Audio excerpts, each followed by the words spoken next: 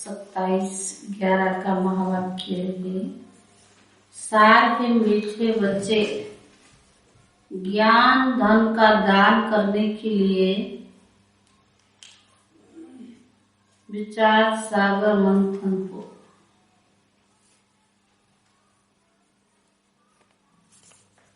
ज्ञान धन का मीठे बच्चे ज्ञान धन का दान करने के लिए विचार सागर मंथन करो। दान का शौक रखो तो मंथन चलता रहे। किसको देना है ज्ञान धन तो क्या करना पड़े?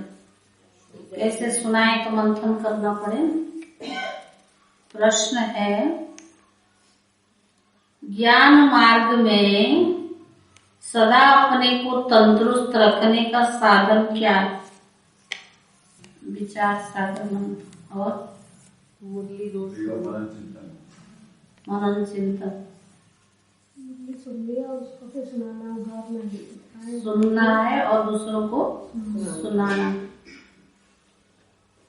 उत्तर है, सदा अपने आप को तंदुरुस्त रखने के लिए बाबा द्वारा जो भी ज्ञान घास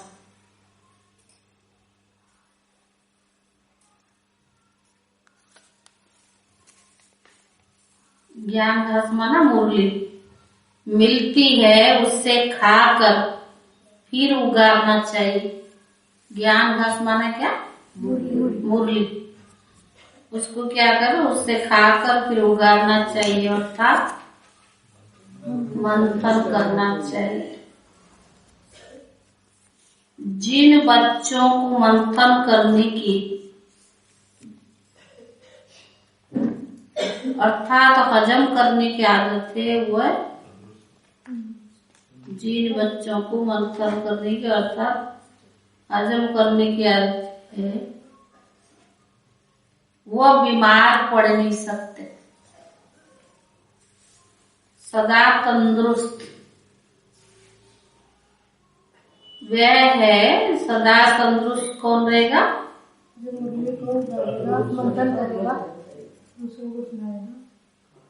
तंदुरुस्त वह है जिसमें विकारों की बीमारी ना हो, कोई भी प्रकार के विकार की बीमारी ना हो। गीत है तो प्यार का सागर। ओम शांति। बच्चों ने गीत सुना, कौन सा? शास्त्र आदि सुनाते समझते कुछ भी नहीं है। जो कुछ पढ़ते आए उससे कोई का कल्याण हुआ है नहीं, और ही अकल्याण होता आया है। सर्व का कल्याणकारी एक ही ईश्वर है। तुम समझते हो हमारा कल्याण करने वाला भी आया हुआ है। कल्याण का रास्ता भी बता रही है। खास तुम भारतवासियों का, आम सारी दुनिया का कल्याण करने वाला एक ही बात है। सतयुग में सबका कल्याण था, तुम सब सुख धाम में थे, बाकी सब शांति धाम में है। यह बच्चों की बुद्धि में है, परंतु पॉइंट खिसक जाती है। ज्ञान सुनते हैं तो याद रहती है, फिर बाद में खिसक जाती है। पूरी धारणा नहीं करते। क्यों खिसक जाती है? पूरी धारणा नहीं करते। अगर एक पॉइंट पर विचार सागर मंथन करता रहे तो बाबा जो सुनाता वो सारा दिन थोड़ी याद रहता ना, उसका विचार सागर मंथन चलता।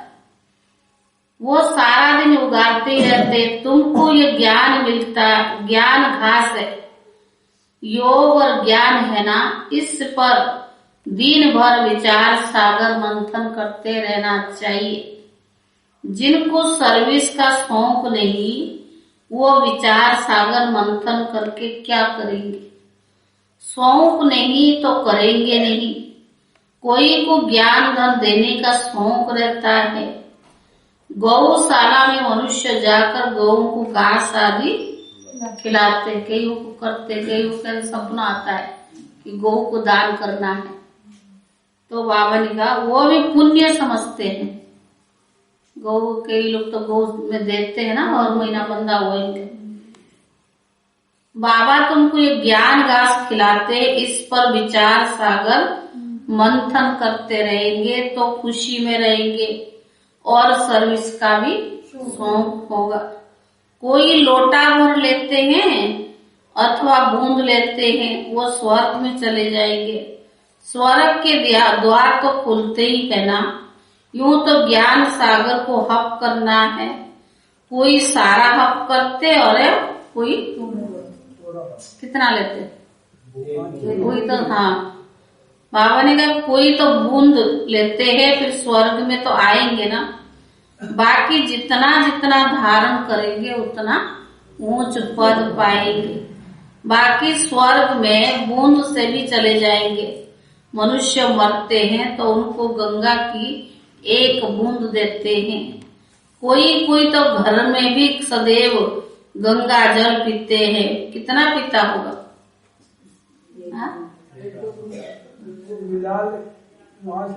हाँ, थोड़ा सा मिला। गंगा तो बहती रहती है, उनको तो कोई हप कर न सके। तुम्हारे लिए भी गाया हुआ है, सागर को हप कर लिया। जो ज्ञान सागर के नजदीक आ जाते हैं, जास्ती सर्विस करते हैं, वो क्या बनेंगे? जो ज्ञान सागर के नजदीक आ जाते हैं और जास्ती सर्विस करते हैं, वो क्या बनेंगे?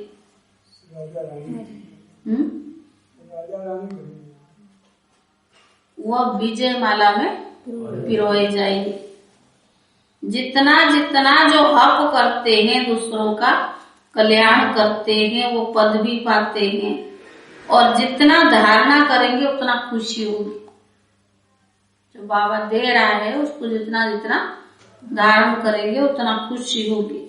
दान करते हैं, कॉलेज धर्मशाला आदि मंदिर बनाते हैं, तो उन्हों को इतनी खुशी रहती है। यहाँ भी तुमको मिलते हैं कौन?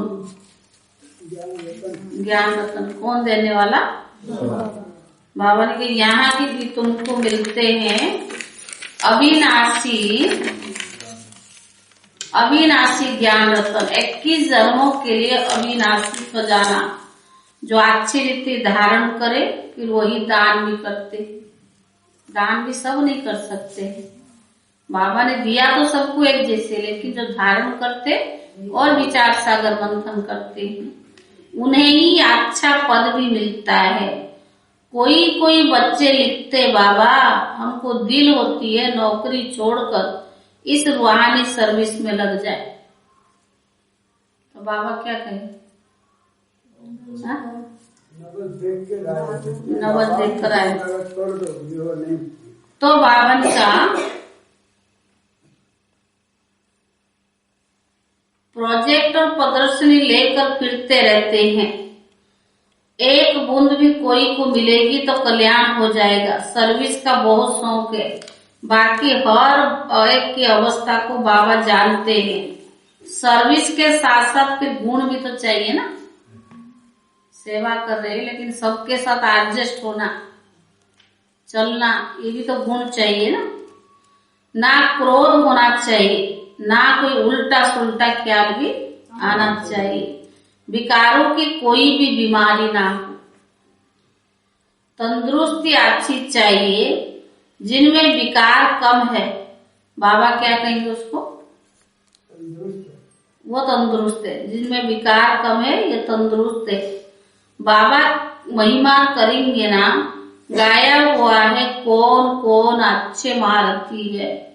उन्होंने फिर असुर और देवताओं की लड़ाई दिखा दी है। तो बाबा ने कहा देवताओं की जीत हुई है, अब और हमारी लड़ाई 5 विकारों के असुरों से है। और कोई किस्म के मनुष्य असुर नहीं होते हैं। जिनमें आसुरी स्वभाव है उनको ही असुर कहा जाता है। नंबर 1 आसुरी स्वभाव क्या है? काम का। इसीलिए सन्यासी भी इससे छोड़कर भागते हैं। इन आसुरी अवगुणों को छोड़ने में मेहनत बहुत लगती है। इनको छोड़ने में आदत बन गई है ना। रहना भी ग्रस्त में भी है, परंतु आसुरी स्वभाव को छोड़ना है। पवित्र बनने से मुक्ति, जीवन मुक्ति मिलती है। कितनी भारी प्राप्ति है। वह तो घरबार छोड़कर भाग जाते हैं, प्राप्ति कुछ भी नहीं। इस चित्रों में कितने अच्छी बातें समझने के लिए है। वो लोग सिर्फ चित्रों का शो करते हैं, सिर्फ चित्र देखने के लिए कितने जाते हैं, फायदा कुछ भी नहीं। यहाँ इन चित्रों में कितना ज्ञान है, जिससे फायदा बहुत होता है। इसमें आर्ट आदि की कोई बात नहीं, ना कोई बनाने वाले की होशियारी आदि है। उनको तो नाम चित्र पर लिखे हुए होते हैं। आर्टिस्ट को इनाम मिलता है। कई इतना समझते हैं, हाँ बाबा को जरूर याद करना चाहिए। समझते कि बाबा को याद करना चाहिए। इतना कहा तो भी प्रजा बनी, प्रजा बन जाएगी ना, प्रजा बनी। अगर इतना भी कहा ना बाप को याद करना चाहिए। प्रजा तो अथाह बननी है। मैं तो ज्ञान का सागर हूँ, एक बूंद भी किसको मिले स्वर्ग में आ ही जाएंगे। तुम समझते हो प्रदर्शनी मेले से बहुतों का कल्याण होता है। ईश्वर कल्याणकारी है ना, तुम्हारी भी कल्याण हो रहा है। परंतु इसमें फिर अपना विचार सागर मंथन करता है। आज बाबा ने विचार सागर मंथन के लिए बोला। स्मृति में लाता रहे तो बहुत फायदा होगा। उल्टी सुलटी बातें एक कान से सुनकर दूसरे कान से निकाल देनी चाहिए। बाबा कहते, मैं तुमको बहुत अच्छी बातें सुनाता हूँ। नंबर 1 मुख्य यही है कि कोई को भी बाप का परिचय दे।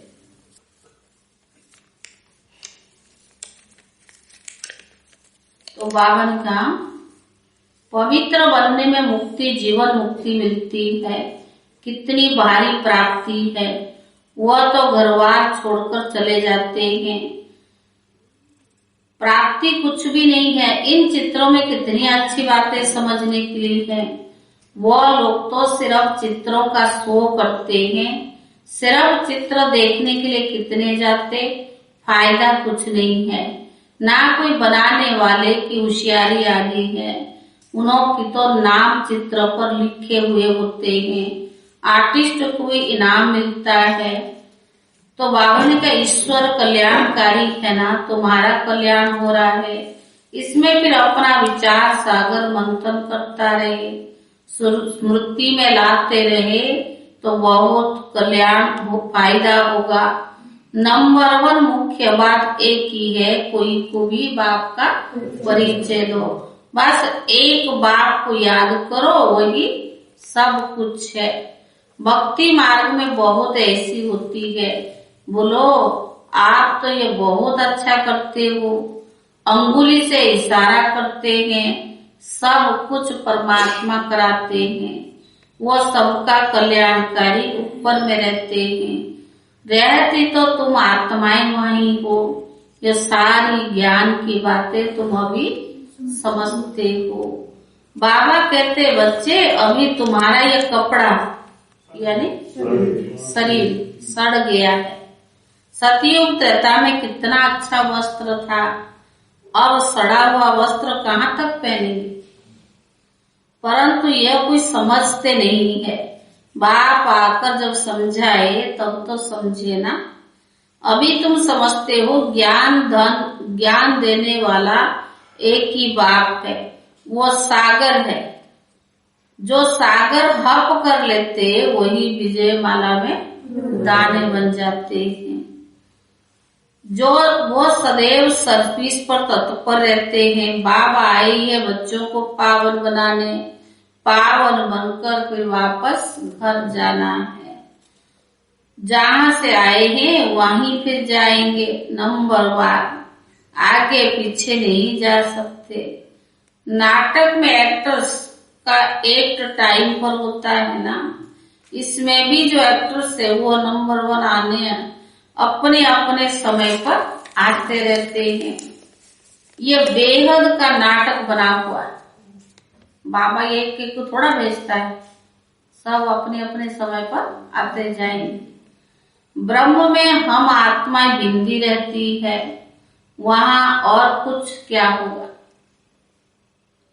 कहाँ एक आत्मा बिंदी, कहाँ इतना बड़ा शरीर।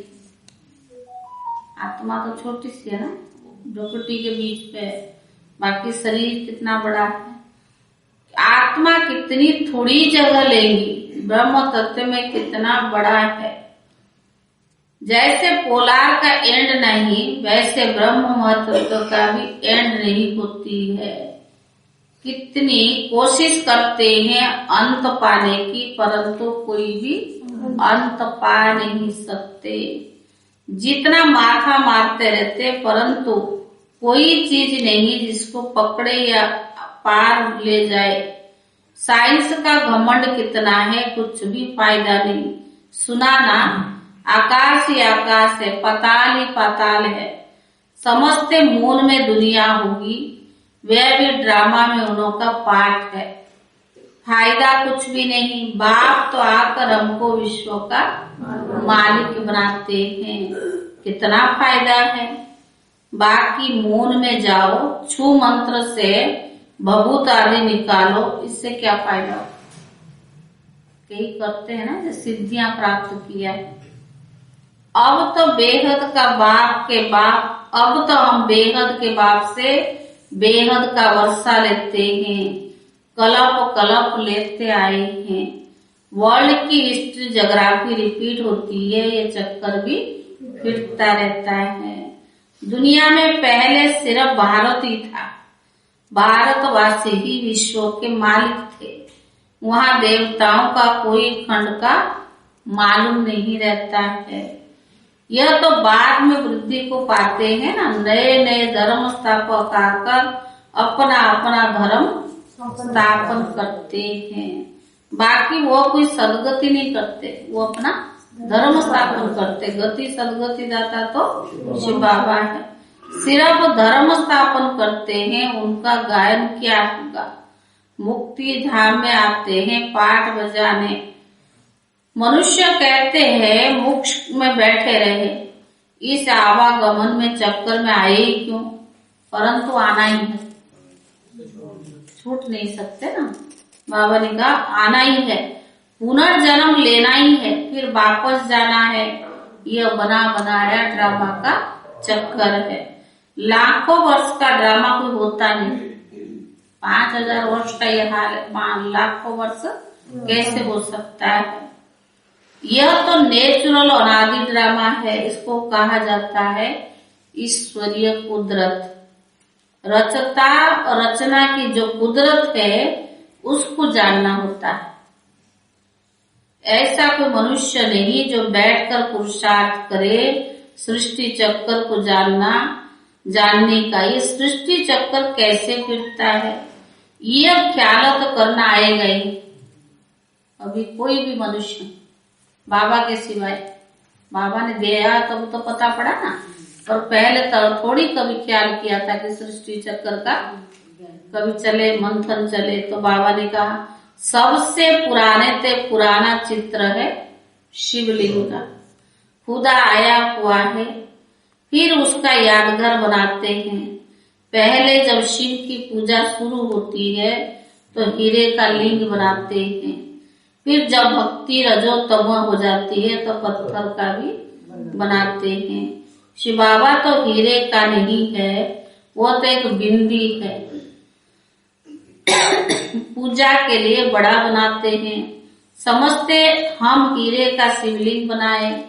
सोमनाथ के इतने बड़े मंदिर में एक बिंदी रखे तो समझ में भी ना आए। बाबा समझाते हैं भक्ति में क्या क्या होता है। साइंस वाले इन्वेंशन करते हैं, अच्छी अच्छी चीजें निकालते रहते हैं, विनाश के लिए भी निकालते रहते हैं। आगे बिजली थोड़ी थी, क्या जलाते? हाँ, आज से 150-100 साल पहले तो गांव में तो कुछ साल पूर्व ये लगा है ना, पहले कहाँ थी। तो बाबा ने कहा बिजली थोड़ी थी, मिट्टी का दीपक जलाते थे, वो लालटेन भी बनाते थे ना, हाँ, मोमबत्तियां भी वो भी जलाते थे। बाबा समझाते मीठे मीठे बच्चे, थोड़े में राजी मत हो जाओ। बस एक ही पुरुषार्थ कर लिया, थोड़े में राजी मत हो जाओ। अच्छी रीति धारण कर सागर को हप करो। जो अच्छी सर्विस करेंगे पद भी अच्छा पाएंगे। सारा दिन खुशी का पारा चढ़ा रहना चाहिए। सारा दिन इतना भगवान दे रहा है तो सारा दिन खुशी का पारा चढ़ा रहना चाहिए। यह तो छीछी दुनिया है। अब यहाँ से जाएंगे, पुरानी दुनिया तो खत्म होनी है, तैयारियां हो रही है, बाकी थोड़े दिन है। इसमें भी कितने भी सर्विस करनी है। सारे भारत में तो क्या विलायत में भी सब तरफ चक्कर लगाना है। अखबार द्वारा विलायत के कोने कोने तक भी पता लग जाता है। इस सीढ़ी आदि से झट समझ जाएंगे। बाबा आता ही है बच्चों को फिर से स्वर्गवासी बनाने। बराबर लक्ष्मी नारायण भारत में ही राज्य करके गए हैं। महिमा बहुत करते हैं कि भारत प्राचीन देश है, बहुत महिमा करते हैं। भारत ऐसा था, भारत में ऐसी पवित्र देवियां थी। तुम जानते हो हम बाबा से 21 जन्म की प्रारब्ध पाते हैं। बिल्कुल बाबा कैसे पढ़ाते, बिल्कुल सिंपल पढ़ाते हैं। ये पढ़ाई कोई औरों की तरह थोड़ी है, ये बहुत सिंपल पढ़ाई है। दिखाते द्रौपदी के पांव दबाए, ये कुछ भी नहीं है। यह तो बाबा कहते बच्चे भक्ति मार्ग में धक्के खाकर थक गए। कितना भक्ति किया द्वापर से ले, बाबा ने कहा करते करते भक्ति थक गई हूँ। अब तुम्हारी थक दूर करते हैं। तुम धक्के खा खाकर पतित बन पड़े हो। बाबा कहते मैं तुम्हारी थक दूर कर रहा हूं। फिर कभी दुख नहीं देखेंगे, जरा भी दुख का नाम नहीं होगा। सतयुग में जरा भी दुख का नाम नहीं होगा। बाकी पुरुषार्थ कर ऊंच पद पाना है। अच्छा पद पाएंगे तो कहेंगे ना इसने पास्ट जन्म में भी अच्छा कर्म किए होंगे। तो बावन का गायन तो होता ही है ना, परंतु कोई जानते नहीं कि इन्हों का कब पुरुषार्थ कर ये पद पाया। गायन तो है लेकिन कब पुरुषार्थ करके ऐसे पद पाया ये नहीं पता। अभी बाबा तुमको ऐसा कर्म सिखलाते हैं, तुमको भी कहते हैं अच्छे कर्म कर ऊंच पद पाओ। यहाँ मनुष्य के कर्म विकर्म होते हैं, वहां तो है ही स्वर्ग, कर्म अकर्म होते हैं।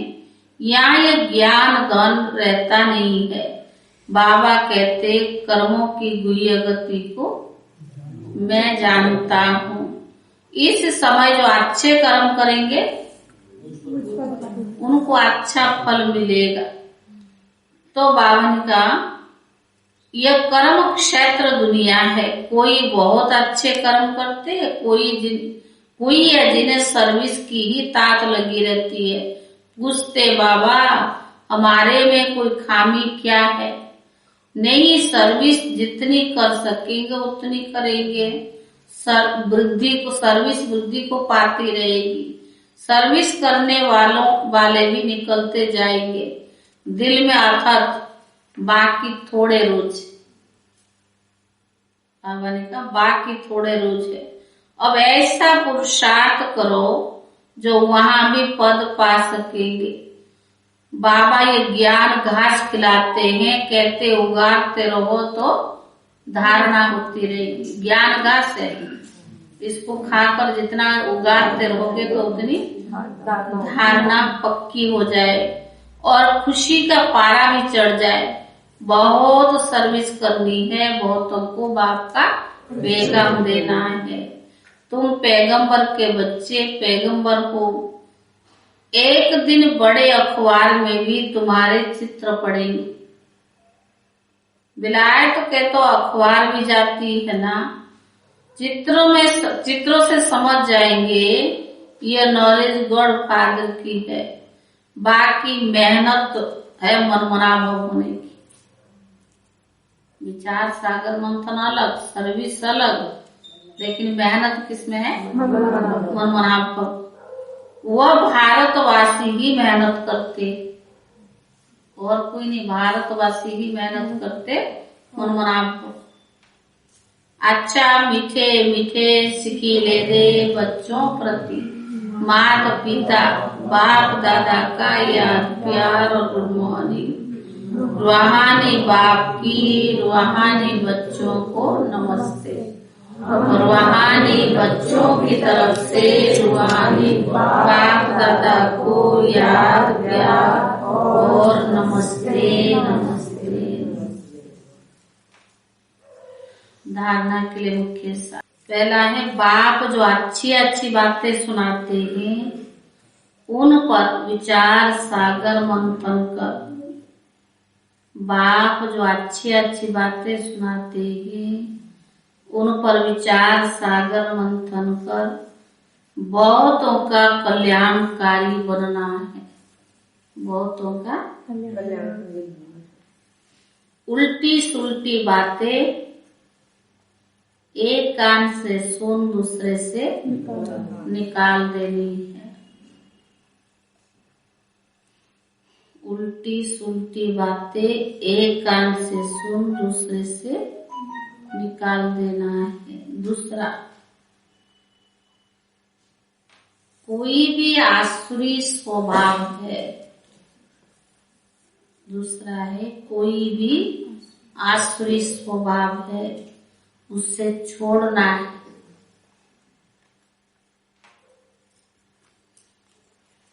बाप जो ज्ञान घास खिलाते उससे उगाते रहना है। आज बाबा ने मुरली में भी कितने बार कहा, जो ज्ञान घास खिलाते हैं उससे उगाते रहना है। वरदान, सदा अपने पवित्र स्वरूप में स्थित रहे। सदा अपने पवित्र स्वरूप में स्थित रहे। गुण रूपी मोती चोगने वाले होली हंस भाव।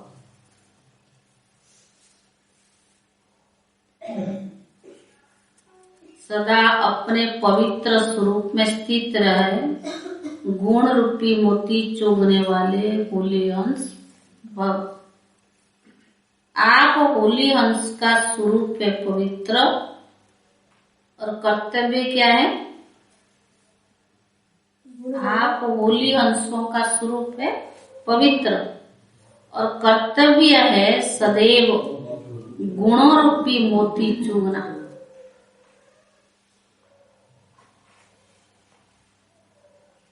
अवगुण रूपी कंकड़ कभी भी बुद्धि में स्वीकार ना। अवगुण रूपी कंकड़ बुद्धि में कभी भी बुद्धि में स्वीकार ना हो।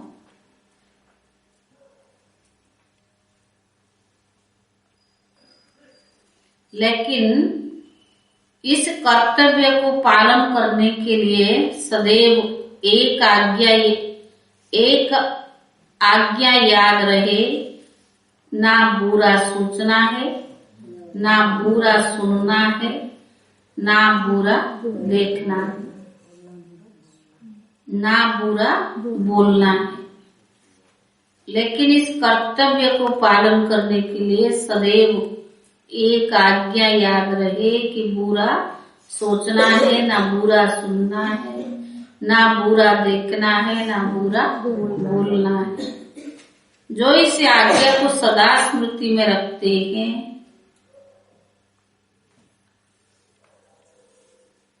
वह सदा सागर के किनारे पर रहते। सागर कौन? शिव बाबा।